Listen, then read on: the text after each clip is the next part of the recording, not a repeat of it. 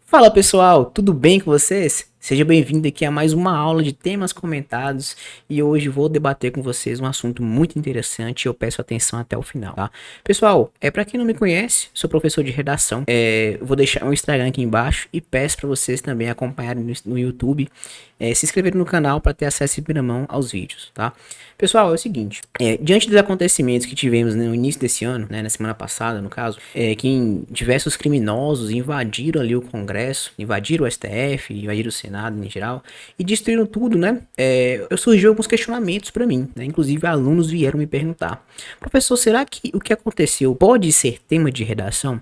E se a resposta for positiva, como será que isso pode ser cobrado? Aí eu refleti um pouco e vi algo interessante aqui para debater com vocês. É o seguinte, pessoal, a primeira resposta é o seguinte: pode ser tema de redação e tem uma grande chance de ser, diante de ser algo muito polêmico, de ser algo muito grave e que está em recorrência em todos os jornais e vai continuar por um bom tempo, tá? É só a gente pensar, fazendo um paralelo com a história do mundo, né? O que aconteceu em Capitólio, quando não aceitaram a derrota de Trump, em que os extremistas lá invadiram também o Congresso americano, isso reflete até hoje em diversos jornais. Então, são temas que, quando acontecem, chocam o mundo. E o que as bancas fazem, as bancas de concurso? Elas adoram esse tipo de tema. Por quê? Porque é algo atual, é algo que envolve muitos assuntos interligados e que o aluno, para saber debater, ele precisa ter treinamento, ele precisa saber sobre o assunto de forma profunda, porque muita gente vai ter um conhecimento ali de senso comum e até um conhecimento de, às vezes, infelizmente, de estar de acordo com esses criminosos. Então, as bancas vão pegar aí, por quê? Porque vai derrubar muita gente. Então, a primeira resposta, sim, é positivo. Pode ser que isso caia nas provas e tem uma grande chance a gente pensar aí na PMMG, na prova de CFO, a gente pensar em outras provas. Na PM Bahia eu descarto por estar muito próximo da prova, né? Eu descarto por causa disso, de cair exatamente sobre o Congresso ali, eu descarto essa invasão, né? Mas em outros concursos, como a PMDF, eu acho que tem uma grande chance, e em outros concursos aqui que eu não citei também, mas que pode vir acontecer nos próximos meses, né? Então, seguinte, e como é que isso pode cair, professor? Olha, eu acredito particularmente que isso vai cair de forma a não colocar apenas como atos criminosos, mas também debater em torno de até quando a liberdade de expressão está protegida, amparada pela Constituição. Até quando o meu direito pode ser exercido, né? Será que eu sou uma pessoa só de direitos ou também tenho deveres nessa ordem constitucional, né? Então eu acredito que possa vir um tema muito interessante, pegando a parte realmente dos atos criminosos, mas ligando com democracia e liberdade, para que o aluno possa colocar na própria redação aspectos para o direito constitucional, porque seria muito inteligente cobrar isso do aluno, né? Porque você vai ter que estudar isso na prova objetiva e cobrar de forma indireta na prova subjetiva é muito interessante. Então, por isso eu acredito que possa vir dessa maneira, pessoal. E aí eu trouxe aqui um exemplo de tema: democracia em questão, abuso do direito à liberdade de manifestação. Pessoal, algumas pessoas aqui deixando algumas fotos, né, para vocês terem noção.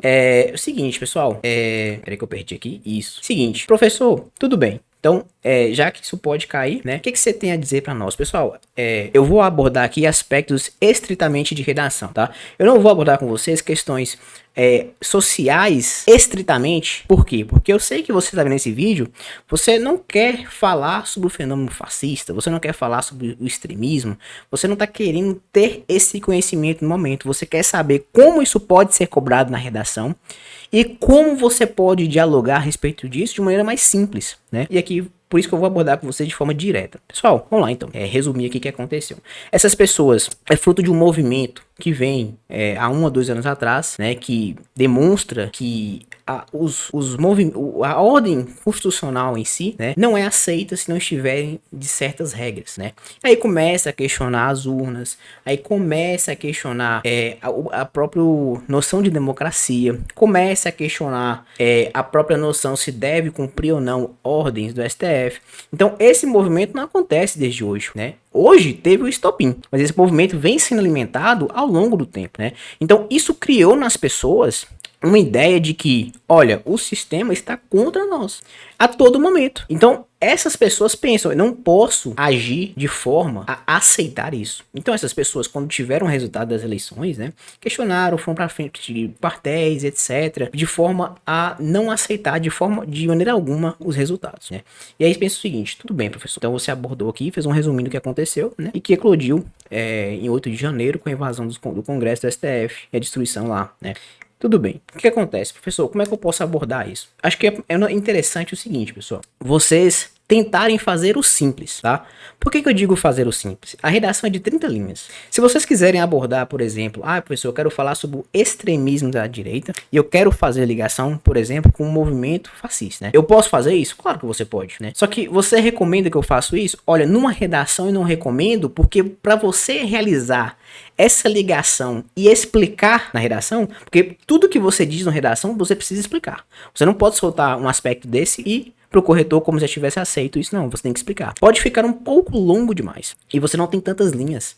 Então é interessante você escrever uma redação mais simples. Você pode abordar, por exemplo, do fenômeno da extrema-direita. Você pode falar a respeito disso. E eu trouxe aqui para vocês uma tese, 2 argumentos e 2 repertórios que são interessantes se vocês utilizarem, tá? É o seguinte, eu vou colocar aqui, só um minutinho, pessoal. Vamos lá. Aqui eu trago a tese, ó, pessoal. Seguinte, qual que é a tese? Qual seria a minha opinião sobre o assunto? Olha, minha tese é que os atos antidemocráticos representam um grave problema de tentativa de ruptura da ordem constitucional. Então, isso é visível, pessoal. Você observa esses atos e sabe que isso é uma tentativa de ruptura da ordem constitucional. Porque a todo momento essas pessoas pedem intervenção militar, golpe de Estado, pedem diversas coisas, às vezes até meio irracionais, né? E isso representa mudar a ordem constitucional, né? E a Constituição não admite isso. Então, nossa tese seria, olha, os atos antidemocráticos representam um grave problema de tentativa de ruptura da ordem constitucional.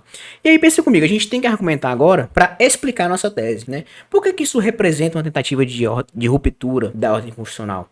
No que isso se fundamenta, né? Olha, pessoal, isso se fundamenta no abuso do direito à liberdade de expressão. Por quê? Porque as pessoas têm uma visão errônea de que seu direito de liberdade está acima, por exemplo, da harmonia e do direito coletivo. Essas pessoas pensam que, olha, apesar de estarem derrotadas na eleição, eles pensam que o direito ali deles, de liberdade, está acima da própria ordem constitucional.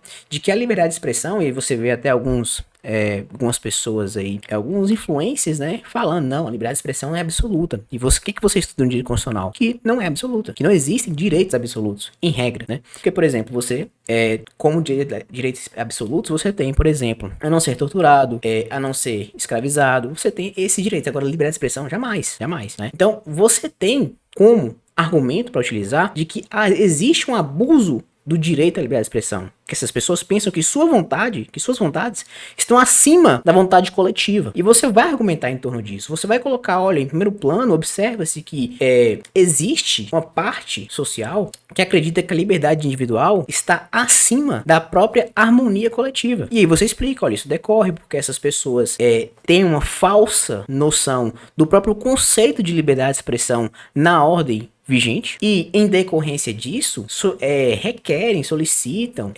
uma ruptura do próprio ordem constitucional, como por exemplo o golpe de Estado. E aí você vai argumentar dessa maneira. Outro argumento que você pode utilizar seria a falha educacional. Professor, mas por que falha educacional, né? Por que a gente pode relacionar com a educação?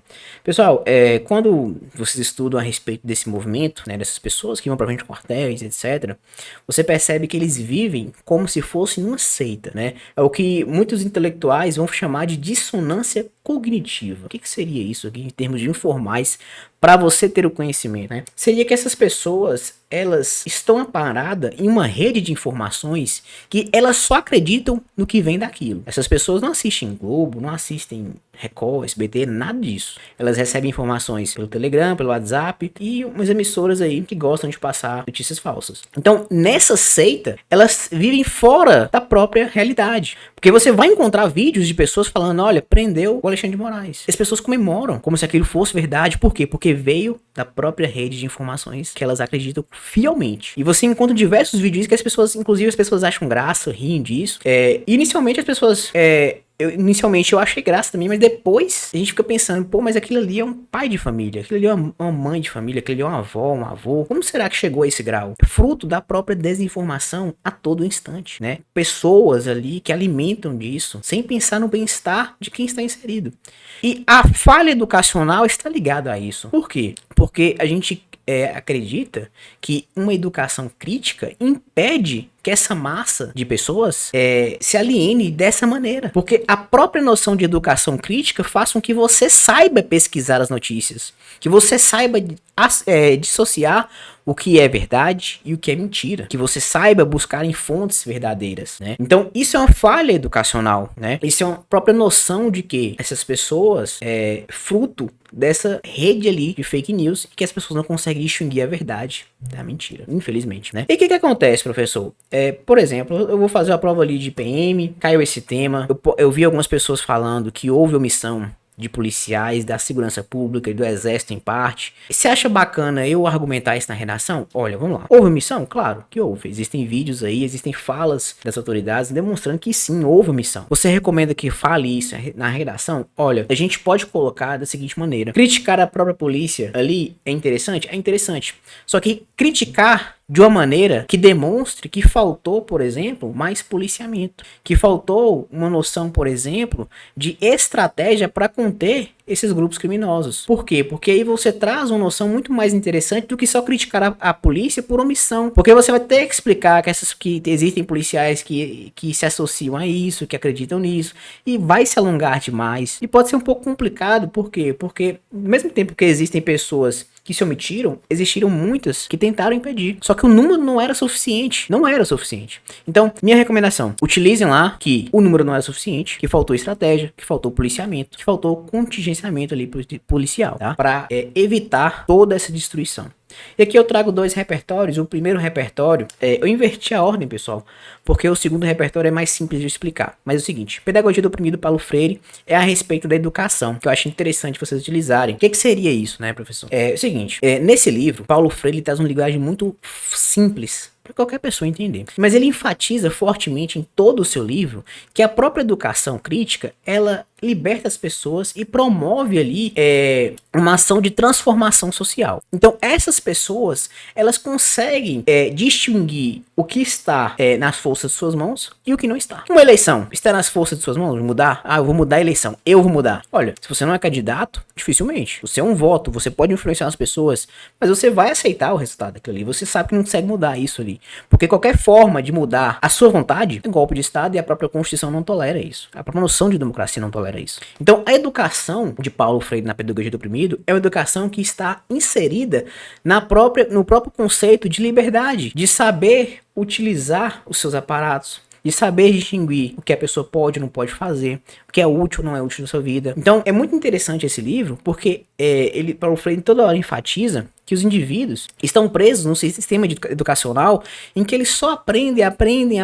Exemplo, matérias de ensino médio que vocês não vão utilizar em toda a sua vida. Por exemplo, você no ensino médio teve física, química e biologia, mas você está formando em direito. Não são matérias que você devia conhecer a fundo. O que seria melhor para o aluno? Ele saber o sistema reprodutor de um peixe ou ele saber o básico da Constituição? Lá, artigo 5º, direitos e deveres. Porque você vê isso, lá na escola, em biologia, você tem essa noção. Você vai ter que estudar isso, mas você não vai ter que estudar, por exemplo, a Constituição. Você vê diversas pessoas querendo direitos, exigindo direitos, mas você não vê diversas pessoas realizando seus deveres.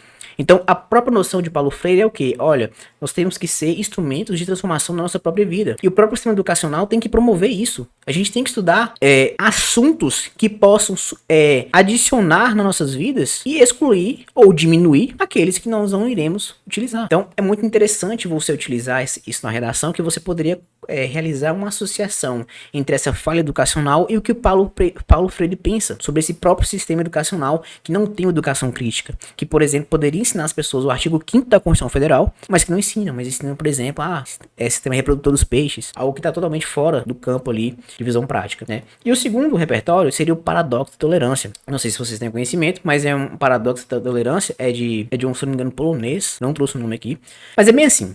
A democracia, ela tolera muitas coisas, mas ela não pode tolerar a própria noção da intolerância.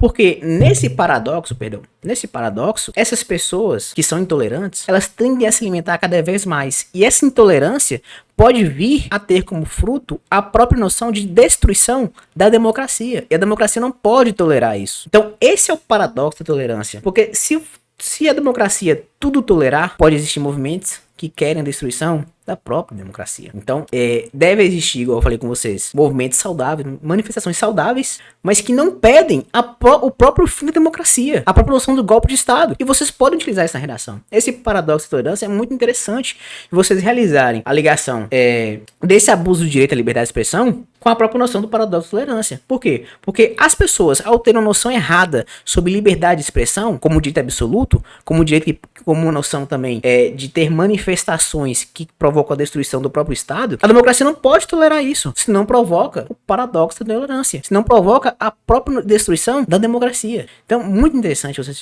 utilizar isso, pessoal. Eu separei esses argumentos, eu separei esses repertórios e também a tese, né? Então, minha recomendação final, voltando aqui para encerrar, é o seguinte: tem que deixar a redação mais simples, né? Eu sei que vocês têm conhecimento profundo, sei que vocês pesquisaram a respeito de diversos aspectos sobre a própria psicologia em torno desses movimentos, só que a redação é de 30 linhas e você precisa ser inteligente em traçar estratégias que possam te promover uma alta nota sem promover uma fadiga, sem inteligência, por exemplo, né? Porque se você gasta muito tempo explicando conceitos difíceis, esse tempo e essas linhas vão faltar para explicar o fácil, o simples. Então, essa é a recomendação que eu faço. Mas assim, se vocês querem discutir a respeito disso, eu acho muito interessante, discutam a respeito disso, tragam-lhe os conceitos interessantes a respeito disso, promovem-lhe uma reflexão a respeito. Mas na redação, faça o simples, mas faça bem feito, igual eu expliquei aqui. Eu encerro aqui essa aula, espero que vocês tenham gostado e até mais.